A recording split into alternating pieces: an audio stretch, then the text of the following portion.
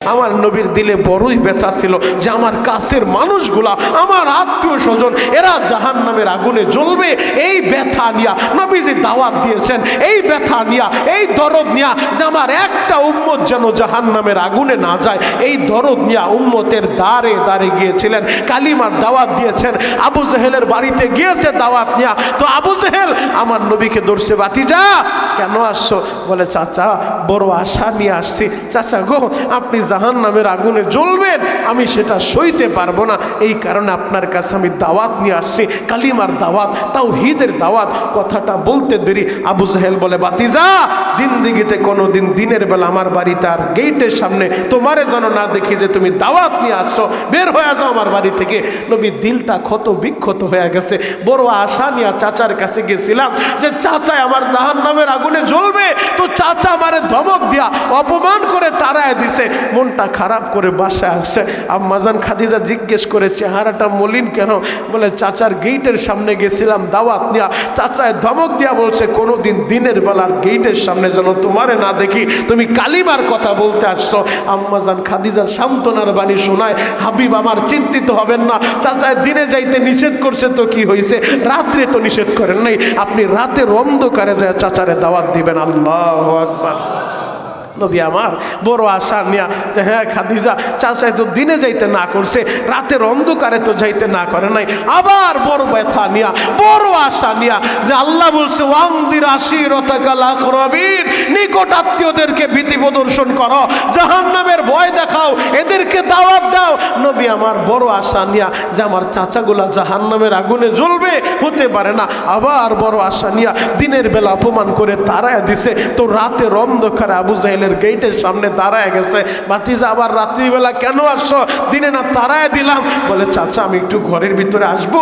ভিতরে যায় নবী আমার বলে, চাচা গো বড় আশা নিয়ে আসছি, আপনি জাহান্নামের আগুনে জ্বলবেন, এটা আমি মানতে পারবো না। চাচা আমি একা জান্নাতে যাইতে চাই না, আপনাদের সবাইকে নিয়ে জান্নাতে যাইতে চাই।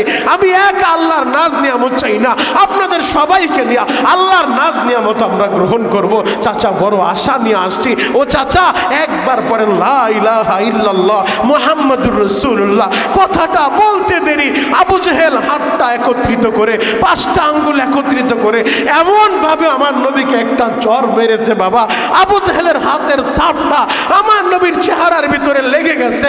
নবী আমার গালটা ধরে বসে পড়ছে, পাঁচটা আঙ্গুল লেগে গেছে গালের ভিতরে। ওই অবস্থায় চোখের পানি জড়ায় বাসায় যায়। আম্মাজান খাদিজা নবীকে সান্ত্বনার বাণী শোনায়, হাবিব আমার আপনি চিন্তিত হবেন না, আমার আল্লাহ আপনাকে হালাক করবে না, আপনি চিন্তিত হয়েন না। আজকে চাচা ধর্ম গ্রহণ করে নাই তো কি হয়েছে, আরেকদিন গ্রহণ করবে। যুবক নবী আমার এত অপমান অপদস্থ হওয়ার পরেও হাল ছাড়ে নাই, কালিমার দাওয়াত দিছে।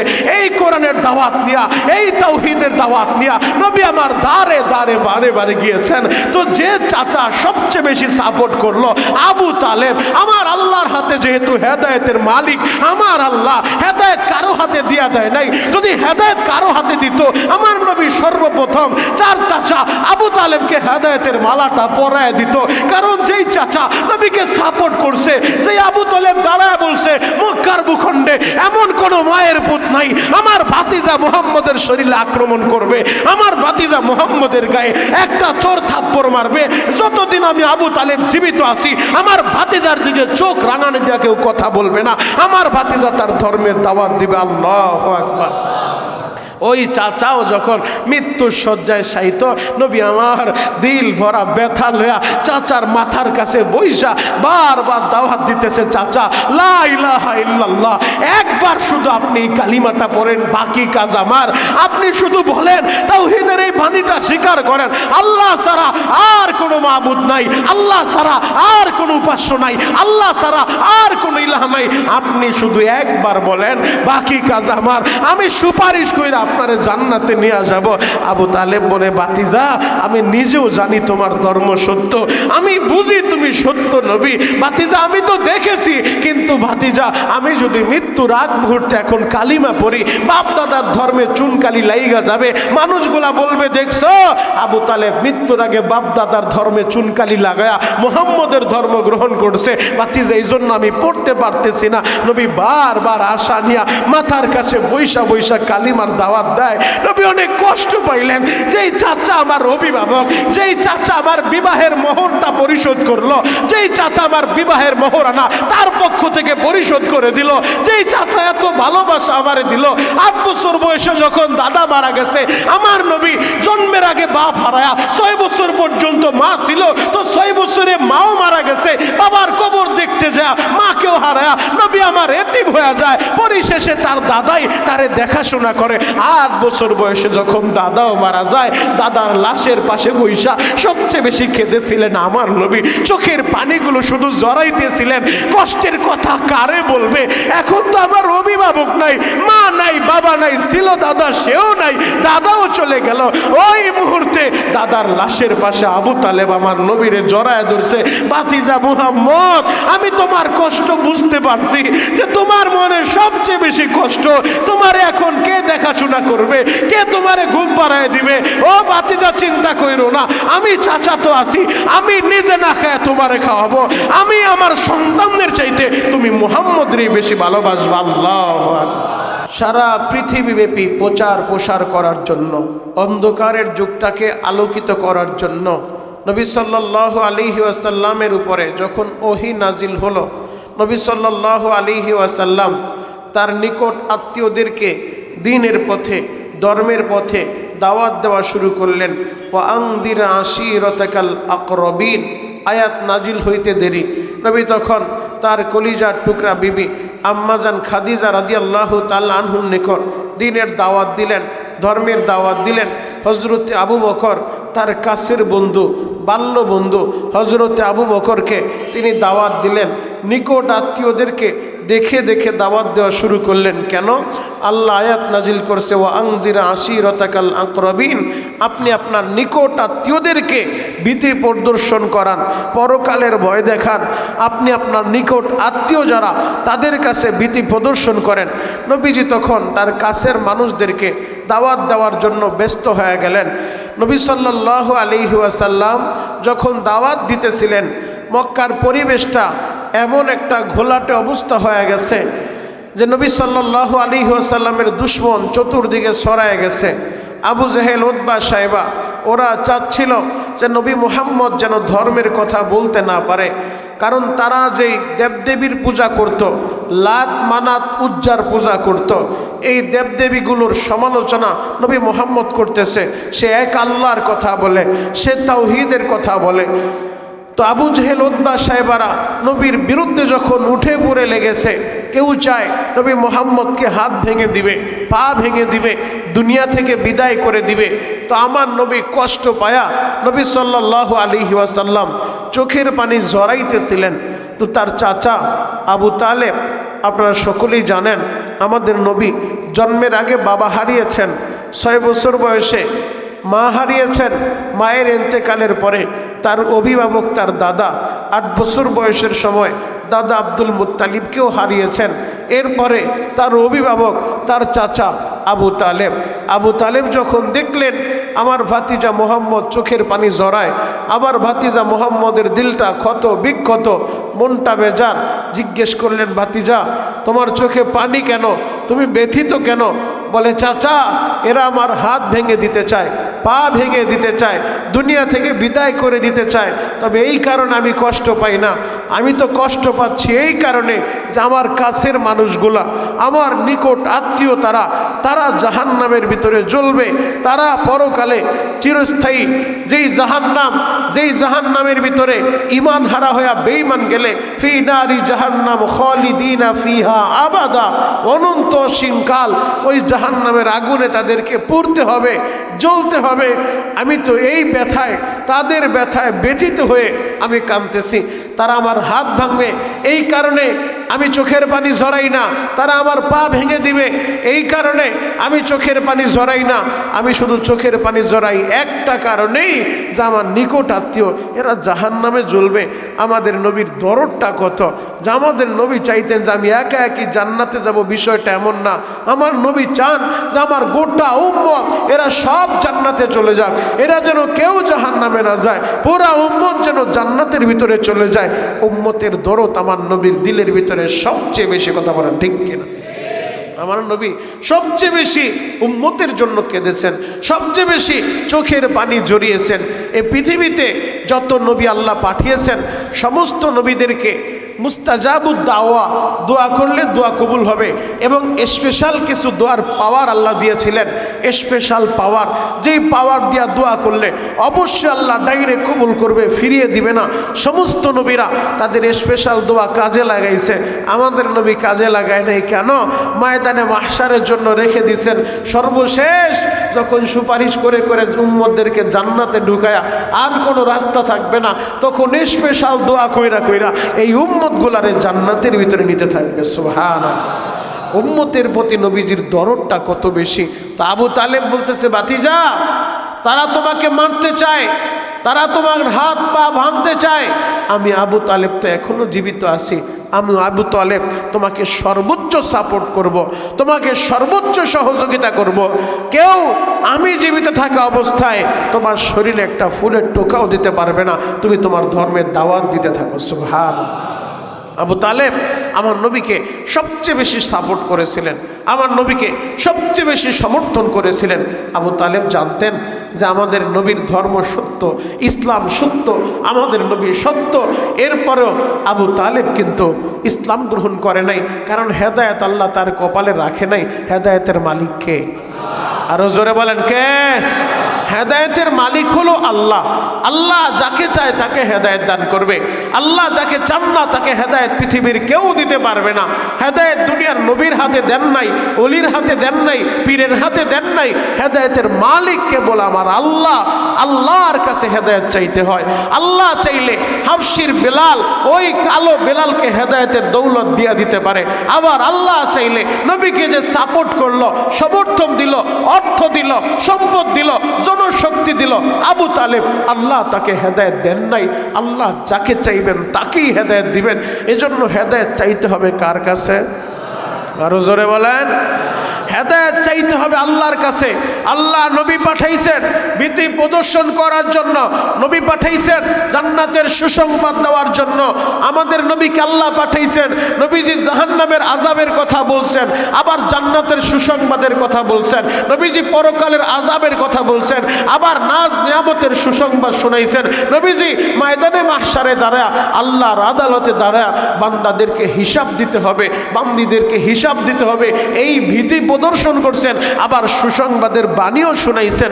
এজন্য আল্লাহ আমাদের নবীকে বাশির হিসেবে পাঠাইছেন, নাজির হিসেবে পাঠাইছেন। নাজিরও তিনি ভীতি প্রদর্শন করে, বাশিরও তিনি সুসংবাদ দান করে। ওয়ালাকিন্না আকসারান নাসি লা ইয়ালামুন, কিন্তু অধিকাংশ মানুষ তা জানে না। বড় আফসোস লাগে, বড় দুঃখ লাগে, নিজেকে নিজে অপরাধী মনে হয়। আমরা কতটুকু জানতে পেরেছি নবী সম্পর্কে, আমরা কতটুকু জানতে পেরেছি ধর্ম সম্পর্কে, কতটুকু জানতে পেরেছি আমাদের নবীর বাশির এবং নাজির সম্পর্কে। আমাদের নবী সুসংবাদ দিয়েছেন, ভীতি প্রদর্শন করছেন। উম্মত কি পরিমাণ জানতে পারছো? বড় দুঃখ লাগে। অধিকাংশ মুসলমান তো আমরা এমনও আছি যে এখনো পর্যন্ত আমাদের কালিমাটা সহি না। আমরা যে কালিমা পড়ব, আরে যেই কালিমা আমাদের দ্বীনের বুনিয়াদ, ওই কালিমাটা আমাদের সহি না। লা ইলাহা ইল্লাল্লাহ মুহাম্মাদুর রাসূলুল্লাহ, এই শব্দটা অধিকাংশ মানুষ জানে না। দাড়িগুলো সাদা হয়ে গেছে, কালিমাটা পড়তে পারে না, সানা কিভাবে পড়তে হয় শুদ্ধভাবে পড়তে জানে না। অথচ দুনিয়ার সব আমরা জানি, সব কিছু আমাদের মেমোরিতে আছে, শুধু ধর্মের ব্যাপারে, নবীর ব্যাপারে আমাদের মেমোরি খালি এই জায়গায় আমাদের কাজ নাই। এই জায়গায় অধিকাংশ মানুষ আজকে আমরা গাফেল। নামাজ সম্পর্কে কতটুকু মানুষ আমরা জানি, সূরা কেরাত সম্পর্কে কতটুকু মানুষ আছি আমরা যে আমাদের সূরাগুলো আমরা সহি করে নিছি। কমপক্ষে 5টা সূরা, সারা জীবন তো আমাকে নামাজ পড়তে হবে, অন্তত 5টা সূরা যদি আমি সহি শুদ্ধ করতে পারি আমার নামাজটা সহি হয়ে যাবে। নামাজ ভঙ্গের 19টা কারণ আছে। 1 নাম্বার কারণ হলো নামাজে অশুদ্ধ পড়া। নামাজে গলত পড়লে, অশুদ্ধ পড়লে নামাজটা হবে না। কয়জন মুসলমান আছি একটা বার শুধু চিন্তা করে দেখেন, এই আয়াত যখন তেলাওয়াত করা হয় দিলের ভিতরে ব্যথা লাগে। নবী সম্পর্কে আমরা কি পরিমাণ জানতে পারছি, এই আয়াতের ভিতরে যদি আমরা শামিল হয়ে যাই অবস্থাটা আমাদের কি হবে? ওয়ালাকিন্না আকসারান নাসি লা লা ইয়ালামুন। আল্লাহ বলে অধিকাংশ মানুষ নবী সম্পর্কে জানে না, অধিকাংশ মানুষ এই দিন সম্পর্কে জ্ঞান রাখে না। আল্লাহ পাক নবীকে পাঠাইছে, মা আতাকুমুর রাসূলু ফাখুযু ওয়া মা নাহাকুম আনহু। আল্লাহ বলেন আল্লাহ নবীকে নিয়ে যা দিয়ে পাঠাইছেন, নবী যা নিয়ে আসছেন, নবী যেটা গ্রহণ করতে বলছেন সেটা গ্রহণ করা আমাদের দায়িত্ব। নবী যেটা বর্জন করতে বলছেন সেটা আমরা বর্জন করব। আমার নবী হলেন শারে শরীয়ত প্রণেতা, হালাল হারাম প্রণেতা। আমার নবী তো শরীয়ত প্রণয়ন করেছেন, তো আমার নবী যেই জিনিসটা করতে বলছেন সেই জিনিসটা করা উম্মতের উপরে দায়িত্ব। যেই জিনিসটা বর্জন করতে বলছেন সেই জিনিসটা বর্জন করা উম্মতের উপরে দায়িত্ব। নবী তাওহীদের কথা বলছেন, আমরা তাওহীদকে বিশ্বাস করব, আমরা শিরিক থেকে দূরে থাকব। নবী সুন্নাহর কথা বলছেন, সুন্নাহকে গ্রহণ করব, বিদআতকে বর্জন করব, হালালকে অর্জন করব, হারামকে বর্জন করব। আমরা ব্যবসা হালালভাবে সেই ব্যবসা আমরা অর্জন করব, সুদ হারাম এই হারাম ব্যবসা আমরা বর্জন করব। নবী যেটা নিয়ে আসছেন, নবী যেটার কথা বলছেন, নবী যেটা বলছেন বৈধ, তো সেটা বৈধ। দুনিয়া উলট পালট হয়ে যাক, আসমান জমিন উলট পালট হয়ে যাক, আমাদের দেখার দরকার নাই। আল্লাহ যেটা বলছে, নবী যেটা বলছে সেই কথাই আমাদের গ্রহণ করতে হবে। কথা বলেন ঠিক কি? এটা হলো আমাদের ঈমান। যেমন নবী যেটা বলছে, নবী যেই জিনিসটা নিয়ে আসছে, নবী যেটা বলছে হালাল তো হালাল, নবী যেটা বলছে হারাম তো হারাম। আমার বুঝে আসুক চাই না আসুক, যদি আমাদের মেমোরি দিয়া বুঝাইলে, আমার দেমাগে বুঝলে আমি দিন মানবো, আমার মেমোরির সাথে মিললে আমি দিন মানবো, না মিললে দিন মানবো না। তোমার কমন সেন্স সব জায়গায় কাজে লাগবে না। যদি তোমার বিবেক দিয়া চিন্তা করো, তুমি যদি যোগ বিয়োগ মিলে হিসাব মিলাইতে চাও যে আমার যুক্তিতে তো মিলে না, তো যুক্তিতে মিলাইতে গেলে যখন আমরা প্রস্রাব পায়খানা করি, মলমূত্র বের হয় যেই রাস্তা দিয়া, আর ওযু করি অন্য রাস্তা দিয়া, কেন? ওই রাস্তা দিয়া বায়ু বের হয়েছে পেছন রাস্তা দিয়া, তাহলে ধোয়ার দরকার ছিল পেছন রাস্তা, সেইটা না দিয়া আমরা ওযু করার জন্য হাত ধুই, ওযু করার জন্য কুলি করি, নাকে পানি দিই, চেহারা ধৌত করি, মাথা মাসে করি, পা ধৌত করি। কেন? আমার বিবেক বুঝুক আর না বুঝুক, আমার দেমাগের সাথে মিলুক আর না মিলুক, আমার যুক্তিতে মিলুক আর না মিলুক, নবী যেটা বলছে সেটাই আমাদের জন্য করণীয়। নবী যেটা বলছে বর্জনীয়, তো সেটাই বর্জনীয়। কথা বলেন ঠিক কি? এর নাম হলো দিন, এর নাম হলো ইসলাম। বড় দুঃখ লাগে, আল্লাহ যদি প্রশ্ন করেই বসে যে ওয়ালাকিন্না আকসারান নাসি লা ইয়ালামুন, অধিকাংশ মানুষ জানে না। নবী সম্পর্কে জ্ঞান নাই। নবী সম্পর্কে কতটুকু আমি জানতে পারছি, কতটুকু আমরা জানতে পারছি, শুধু একটা বার চিন্তা করে দেখেন। আমাদের কালিমাটাকে সহি করতে পারছি, আমাদের নামাজটাকে শুদ্ধ করতে পারছি, আমার তেলাওয়াতটাকে শুদ্ধ করতে পারছি, আমার ওযুটাকে শুদ্ধ করতে পারছি, আমি আমার দিন সম্পর্কে কতটুকু জানলাম। দুনিয়া তো সব কিছু আমরা জানলাম, দুনিয়া তো আমাদের হাতের মুঠোয়, দুনিয়া নিয়ে ব্যস্ত। ধর্ম সম্পর্কে, নবী সম্পর্কে কতটুকু আমরা জানতে পারলাম। আল্লাহ আপনি আমাদের সবাইকে কবুল করেন, সকলে বলেন আমিন। আমার নবীর দিলে বড়ই ব্যথা ছিল যে আমার কাছের মানুষগুলা, আমার আত্মীয় স্বজন, এরা জাহান্নামের আগুনে জ্বলবে। এই ব্যথা নিয়া নবীজি দাওয়াত দিয়েছেন, এই ব্যথা নিয়া, এই দরদ নিয়া যে আমার একটা উম্মত যেন জাহান্নামের আগুনে না যায়, এই দরদ নিয়া উম্মতের দ্বারে দ্বারে গিয়েছিলেন, কালিমার দাওয়াত দিয়েছেন। আবু জেহেলের বাড়িতে গিয়েছে দাওয়াত নিয়া, তো আবু জেহেল আমার নবীকে ধরছে, ভাতিজা কেন আসছো? বলে চাচা বড় আশা নিয়ে আসছি। চাচা গো, আপনি জাহান্নামের আগুনে জ্বলবেন, আমি সেটা সইতে পারবো না, এই কারণে আপনার কাছে আমি দাওয়াত নিয়ে আসছি, কালিমার দাওয়াত, তাওহীদের দাওয়াত। কথাটা বলতে দেরি আবু জেহেল বলে, ভাতিজা জিন্দেগিতে কোনোদিন দিনের বেলা আমার বাড়িতে আর গেটের সামনে তোমারে যেন না দেখি যে তুমি দাওয়াত নিয়ে আসছো, বের হয়ে যাও আমার বাড়ি থেকে। নবীর দিলটা ক্ষত বিক্ষত হয়ে গেছে। বড় আশা নিয়ে চাচার কাছে গেছিলাম যে চাচা আমার জাহান্নামের আগুনে জ্বলবে, তো চাচা আমারে ধমক দিয়া অপমান করে তাড়ায় দিছে। মনটা খারাপ করে বাসায় আসছে। আম্মাজান খাদিজা জিজ্ঞেস করে, চেহারাটা মলিন কেন? বলে চাচার গেটের সামনে গেছিলাম দাওয়াত নিয়া, চাচায় ধমক দিয়া বলছে কোনোদিন দিনের বেলার গেটের সামনে যেন তোমারে না দেখি, তুমি কালিমার কথা বলতে আসছো। আম্মাজান খাদিজা সান্ত্বনার বাণী শোনায়, হাবিব আমার চিন্তিত হবেন না, চাচায় দিনে যাইতে নিষেধ করছে তো কি হয়েছে, রাত্রে তো নিষেধ করেন নাই, আপনি রাতের অন্ধকারে যায় চাচারে দাওয়াত দিবেন। আল্লাহু আকবার। নবী আমার বড় আশা নিয়া যে হ্যাঁ খাদিজা চাচাই তো দিনে যাইতে না করছে, রাতের অন্ধকারে তো যাইতে না করে নাই, আবার বড় ব্যথা নিয়া বড় আশা নিয়া যে আল্লাহ বলছে ওয়াংদির আশিরাতাকাল আকরাবিন, নিকট আত্মীয়দেরকে ভীতি প্রদর্শন করো, জাহান্নামের ভয় দেখাও, এদেরকে দাওয়াত দাও। নবী আমার বড় আশা নিয়া যে আমার চাচাগুলা জাহান্নামের আগুনে জ্বলবে, হতে পারে না, আবার বড় আশা নিয়া দিনের বেলা অপমান করে তাড়ায় দিছে, তো রাতের অন্ধকারে আবু জাহেলের গেটের সামনে দাঁড়ায় গেছে।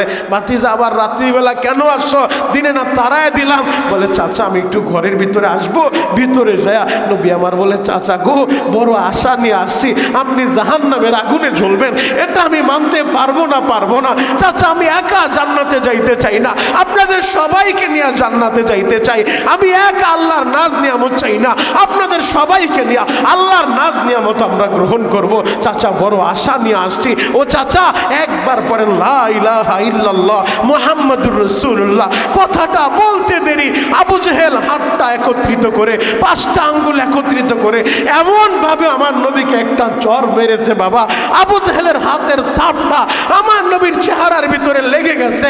নবী আমার গালটা ধরে বসে পড়ছে, পাঁচটা আঙ্গুল লেগে গেছে গালের ভিতরে। ওই অবস্থায় চোখের পানি জড়ায় বাসায় যায় আম্মা জান খাদিজা, নবীকে সান্ত্বনার বাণী শোনায়, হাবিব আমার আপনি চিন্তিত হবেন না, আমার আল্লাহ আপনাকে হালাক করবে না, আপনি চিন্তিত হয়েন না। আজকে চাচা ধর্ম গ্রহণ করে নাই তো কি হয়েছে, আরেকদিন গ্রহণ করবে।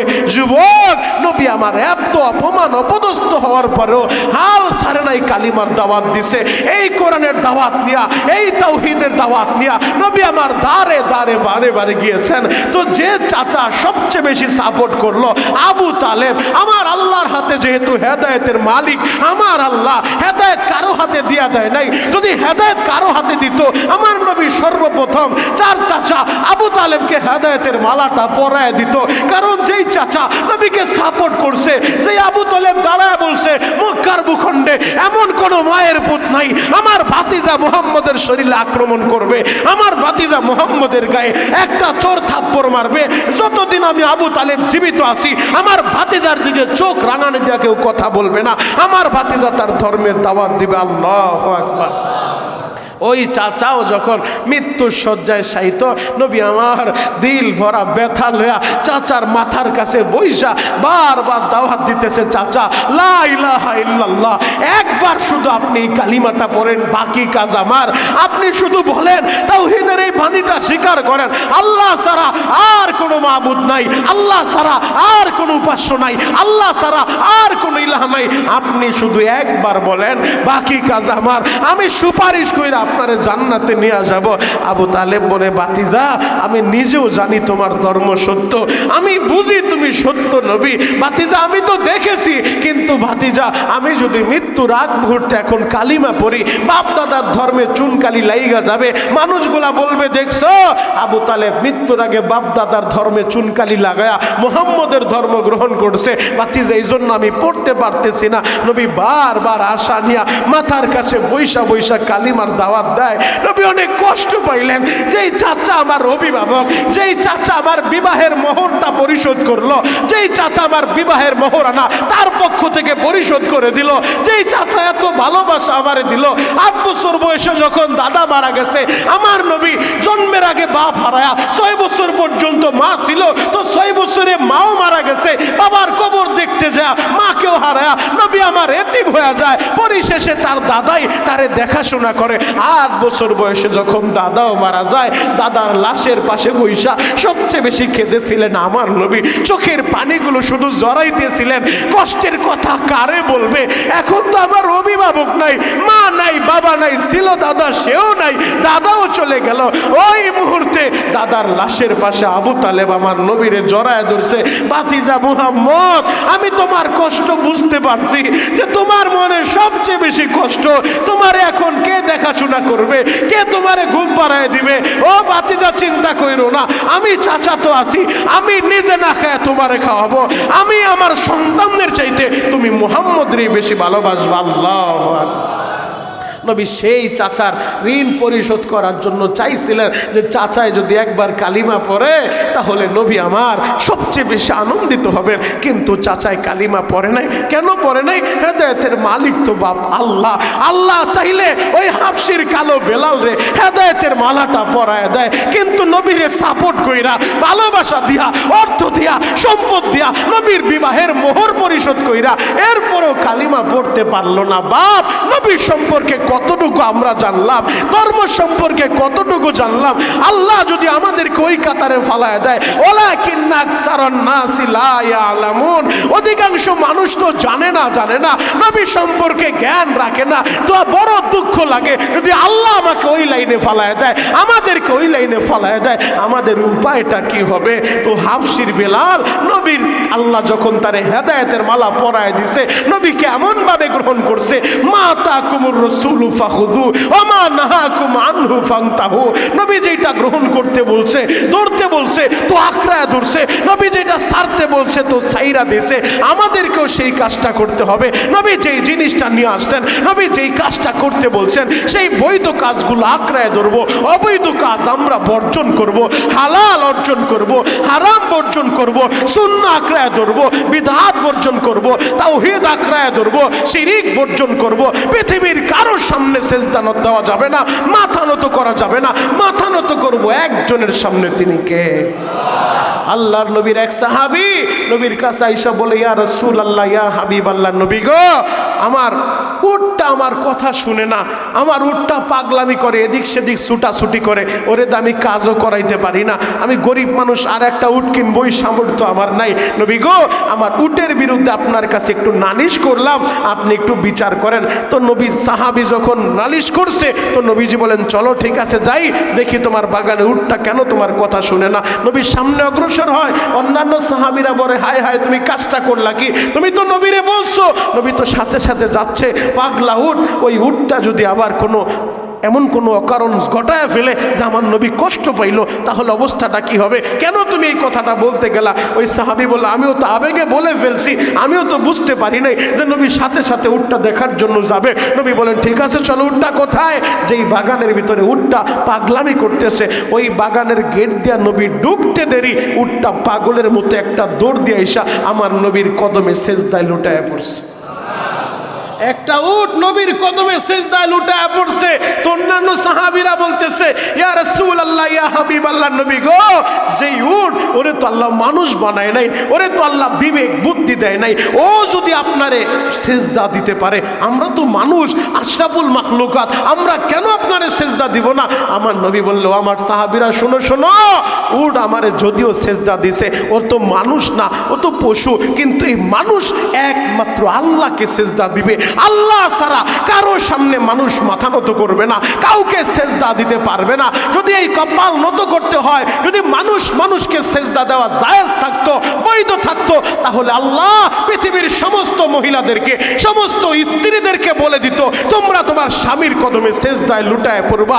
ও পর্দারের মায়েরা, ও পর্দারের বোনেরা, দিলের কানটা লাগায় কথা শুনো, স্বামীর খেদমত কি বুঝো, স্বামী কি জিনিস বুঝো। যেই স্ত্রী ইন্তেকালের পরে স্বামী তার উপরে রাজি আর খুশি থাকে, আল্লাহ ওই মহিলার উপরে রাজি আর খুশি হয়ে যায়। আর যদি স্বামী নারাজ থাকে, আল্লাহ নারাজ হয়ে যায়। নবীজি বলে, পৃথিবীর মানুষকে যদি আল্লাহ অর্ডার করতো যে মানুষকে সেজদা দিবে, তাহলে সর্বপ্রথম অর্ডার হইতো, ও পৃথিবীর স্ত্রীরা, ও পৃথিবীর মহিলারা, তোমরা তোমাদের স্বামীর কদমে সেজদায় লুটায় পড়বা। যেহেতু আল্লাহ স্ত্রীদেরকে স্বামীর কদমে সেজদা দেওয়ার আদেশ দেয় নাই, পৃথিবীর কেউ কাউকে মানুষকে সেজদা দিবে না, মানুষ একজনকে সেজদা করবে, তিনি কে? তাই উটটা যখন সিজদায় লুটায় পড়ছে, নবী জিজ্ঞেস করলো, তোমার মালিকের কথা কেন শোনো না? উটটা বলে, আমার মালিকই তো তার মালিকের কথা শোনে না, আমি আবার তার কথা কি শুনবো? আমার মালিক তার মালিকের গোলামি করে না, আমার মালিক তার মালিকের কমন মানে না, তো আমিও আমার মালিকের কমন মানি না। যুবক, পায়ে হাত রেখা বলে যাই, এজন্য আল্লাহ যাকে চাইবে তাকে হেদায়েত দিবে। হাফসির বেলালকে আল্লাহ হেদায়েত দিয়া এমন ভাবে ধন্য করে দিছে, তো বেলাল আমার নবীর এমন ভাবে আঁকড়ায় ধরছে, নবীর সুন্নাহগুলো এমন ভাবে আঁকড়ায় ধরছে, তো বেলালের দামটাও কত বেড়ে গেছে জ্বলন্ত একটা প্রমাণ দেই যাতে বুঝতে সহজ হয়। মক্কা বিজয়ের পরে মক্কা বিজয় হয়ে গেছে, তো এখন বিজয়ের আজান হবে। বিজয়ের আজানটা কে দিবে? পরামর্শের ভিতরে বসে গেল কে বিজয়ের আজানটা দিতে পারবে। সবাই বলতেছে আজকের এই বিজয়ের দিন, মক্কা বিজয়ের দিন, যেই মক্কা ছেড়ে আমরা চলে গেছিলাম 10টা বছর বাপ দাদার ভিটায় আসতে পারি নাই, 10টা বছর আমরা আমাদের এলাকায় আসতে পারি নাই, মক্কা সাইরা হিজরত কইরা চলে গেছি, বাবার ভিটায় আসতে পারি নাই, আল্লাহর ঘর খানায় কাবা তাওয়াফ করতে পারি নাই। আজকের এই বিজয়ের দিনে বিজয়ের আজান নবীজির বাল্যবন্ধু হযরতে আবু বকরের কণ্ঠে শুনতে চাই। আল্লাহু আকবার। আর কিছু সাহাবী দাঁড়ায় বলে হযরত ওমর, খত্তাবের বেটা ওমর, ওমরের কণ্ঠে বিজয়ের আজানটা হলে ভালো হয়। কেউ বলে ওসমান বিজয়ের আজানটা দিবে, ওসমান বড় ধনী, ওসমান বড়, দিলটাও বড়, ওসমানই আজকে বিজয়ের আজান দিবে। এক একজনের নাম পরামর্শ করতেছে। আবার কেউ বলে চেহারাটা সুন্দর হতে হবে, কণ্ঠের সুর ভালো হতে হবে, কারণ বিজয়ের আজান যেমন তেমন লোকে দিলে কাজ হবে না, তার কণ্ঠের সুরটা যেন সুন্দর হয়, চেহারাটা যেন ভালো হয়। আজকের এই বিজয়ের দিন অমুক সাহাবী দিলে ভালো হয়। তো সিদ্ধান্ত অনুযায়ী হযরতে বেলালকে বাদ দিলেন যে বেলাল আজকের এই বিজয়ের দিনে তুমি আজান দিও না, সবাই যেহেতু বলতেছে অমুক সাহাবী আজান দিবে, বেলাল তুমি একটু বসো। বেলাল রে বসায় দিলেন। বেলাল দিলটা ক্ষত বিক্ষত। এশারের পরে বেলাল রে মুয়াজ্জিনি থেকে অপসারণ করে দিছে। ফজর থেকে নতুন মুয়াজ্জিন আজান দিবে, ফজর থেকে নতুন মুয়াজ্জিনের কণ্ঠে সুন্দর আজান ভেসে আসবে। মানুষগুলা ফজরের সময় যখন নতুন মুয়াজ্জিনের কণ্ঠে আহারে হৃদয় নিগ্রানো কণ্ঠস্বর দিয়া যখন আজানের ধ্বনি শুনছে, যাকে যাকে মুসল্লিরা সব মসজিদ ভইরা গেছে, মসজিদের ভিতরে উপস্থিত, ফজরের নামাজ হবে, নতুন মুয়াজ্জিন আজান দিছে, দেখতে যেমন সুন্দর চেহারাটাও তেমন সুন্দর, এমন কণ্ঠটাও সুন্দর, সবাই মাতোয়ারা। এত সুন্দর কণ্ঠের আজান শুনছে, নামাজ হবে। নবী আমার ফজরের নামাজটা একটু দেরিতে পড়তেন, নবী আমার একটু দেরিতে পড়তেন। যখন সূর্যটা কাছাকাছি চলে আসবে, আকাশটা একটু সাদা সাদা ভাব হবে, ওই মুহূর্তে নবী আমার নামাজটা পড়তেন। নবী অপেক্ষা করতেছিলেন, কিন্তু এমন ঘোর অন্ধকার, অন্ধকার তো কাটে না, নবী অপেক্ষা করতেছিলেন অন্ধকারের রেশটা কিছু কাটুক, সুবহে সাদিকের আগ মুহূর্তে নবী আমার নামাজটা পড়বেন। তো নবী অপেক্ষা করতেছেন, সময়ও পার হইতেছে কিন্তু অন্ধকার কাটতেছে না, নবী বসে আছেন। এই দিক দিয়ে হযরতে বেলাল এশারের নামাজের পরে মুয়াজ্জিনি থেকে তার অপসারণ করে দিছে। সারাটা রাত যায় নামাজের ভিতরে বৈশা চোখের পানি জড়ায়। বেলাল কান্দে আর বলে মালিক রে, আমারে কালো বানাইছো তুমি।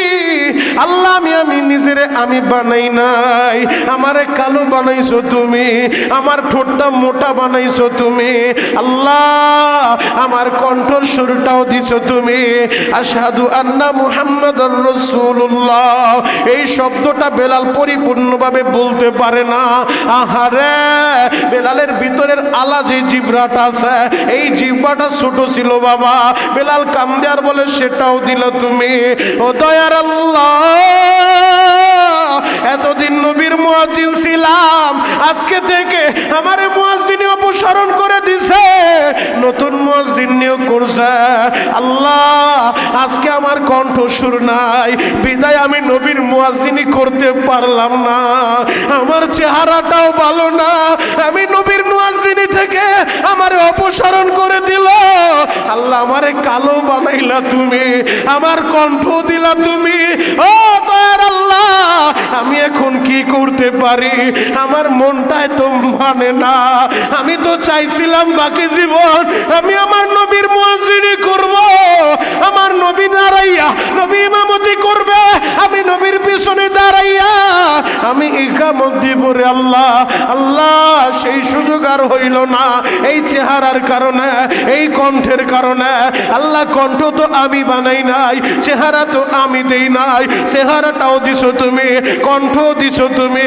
বেলাল তো চোখের পানি জড়াইয়া আল্লাহর কাছে কান্নাকাটি করে। বেলাল মসজিদের পিছনের কাতারে আইসা বসছে বাবা, নতুন মুয়াজ্জিন সামনে আইসা সুন্দর কইরা আজান দিয়ে অপেক্ষা করে, সব সাহাবী অপেক্ষা করে, নবীও আমার অপেক্ষা করে। ঘন্টার পর ঘন্টা যায়, অন্ধকার তো কাটে না বাবা। রহমতের নবীর চেহারা একেবারে লাল বর্ণ হয়ে যায়। নবী আমার চিন্তিত হয়ে যায়, কি হইল? অন্ধকারের রেশ কেন কাটে না, শুভে সাদিক কেন হয় না, আকাশটা কেন ফর্সা হয় না। নবী অপেক্ষা করতেছে, জিবরাইল আমিন নাজিল হয়ে যায়। জিবরাইল আমিন আইসা, জিবরাইল বলেন নবী গো, আপনারে বেশ চিন্তিত মনে হচ্ছে। আমার নবী বলে, জিবরাইল রে, আল্লাহ কি রাগ করলো কিনা, অন্ধকার কেন কাটে না? জিবরাইল বলে, নবীজি ফজরের আজান হইছে নি? বলে, হ্যাঁ ফজরের আজান তো হইছে। মুয়াজ্জিনের কণ্ঠে, চেহারাও সুন্দর, কণ্ঠ ভালো, নতুন আজান নতুন মুয়াজ্জিনের কণ্ঠে। ও বেলাল, আজান তো হয়ে গেছে। হযরতে বেলাল, ও জিবরাইল, আজান তো হয়ে গেছে।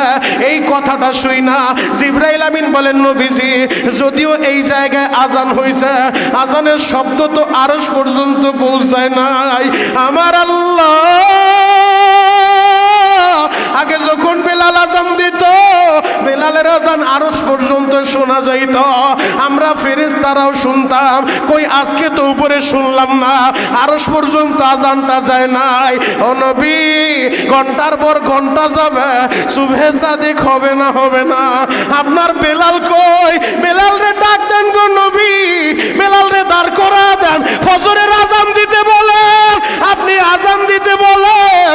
বেলাল যদি আজান দেয় তো শুভে সাদিক হয়ে যাবে। আমার নবী দাঁড়ায় বলে, বেলাল রে, আয় রে বেলাল আয়, আমি নবীর বুকে আয় রে বেলাল, তোর ডাকটা আল্লাহ কবুল করে নিছে। ওই বেলালের কত পাওয়ার, বেলালের দিলের সাথে আল্লাহর কানেক্টার। ও বাবা, বেলালের চোখের পানি, বেলালের ভাঙ্গা দিল আবার আল্লাহ সইতে পারে নাই। আবার বেলাল আজান দেয়, শুভে সাদিক হয়ে যায়। ও যুবক, এই জন্য আল্লাহর কাছে দামি হওয়ার জন্য চেহারা লাগে না, কণ্ঠ লাগে না, বডি লাগে না। যদি দিলের ভিতরে আল্লাহর ভয় থাকে, নবী যেই জিনিসটা গ্রহণ করতে বলছে ওই জিনিসটা আঁকড়া ধরবা, যেই জিনিস বর্জন করতে বলছে ওই জিনিসটা বর্জন করে দিবা, তুমিও আল্লাহর কাছে দামি হইবা। আমার নবী তাওহীদ গ্রহণ করতে বলছে, তাওহীদ গ্রহণ করো, তোমরা শিরক বর্জন করো। আমার নবী সুন্নাহর কথা বলছে, সুন্নাহ আঁকড়া ধরো, বিদআত বর্জন করো। আমার নবী হালাল অর্জন করতে বলছে, হালাল অর্জন করো, হারামকে বর্জন করো, জায়েজ অর্জন করো, নাজায়েজ বর্জন করো। নবী সম্পর্কে জানতে হবে, দিন সম্পর্কে জানতে হবে।